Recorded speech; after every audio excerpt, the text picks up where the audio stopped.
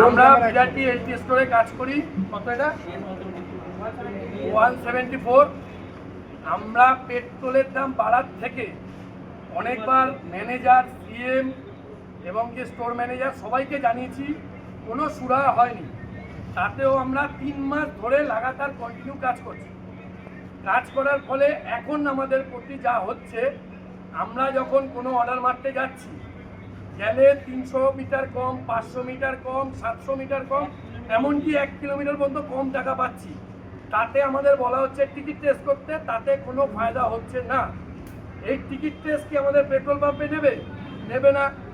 এমনকি আমরা অর্ডার নিয়ে কোনো কাস্টমার ক্যান্সেল করলে সেখানে ক্যান্সেলেশন চার্জের জন্য যাচ্ছি, কাস্টমার বলছে আমি মাল দেবো না, সেক্ষেত্রে আমরা 12 টাকা 16 টাকা পাচ্ছি। 2-3 কিলোমিটার 5 কিলোমিটার তেল পুড়ছে, এতে কোনো আমাদের সলভ হচ্ছে না। আজকে আমরা ম্যানেজারকে জানিয়েছি, ম্যানেজার কোনো সমস্যার সমাধান করতে পারছে না। সিএমকে পর্যন্ত জানানো হয়েছে, সিএমের সাথে ফোনে কথা হয়েছে, সিএম উল্টে কোনো সলিউশনের কথা না বলে আমাদেরকে বলছে কার কি আইডিয়া আছে, কি করতে হয় আমি দেখব। তাইলে কি সিএম আমাদের ব্লিঙ্কিট স্টোর থেকে কাজ বন্ধ করে দিতে চাইছে, হুমকি দিচ্ছে? সেটা যদি সে করে, আমরা প্রশাসনিক পদক্ষেপে যাব। সবাই একসাথে কি করে কি করতে হয় তার জন্য আমরা প্রস্তুত আছি।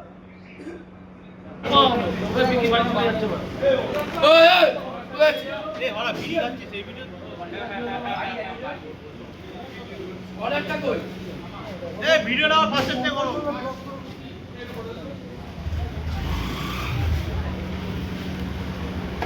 বিড়ি খাচ্ছি।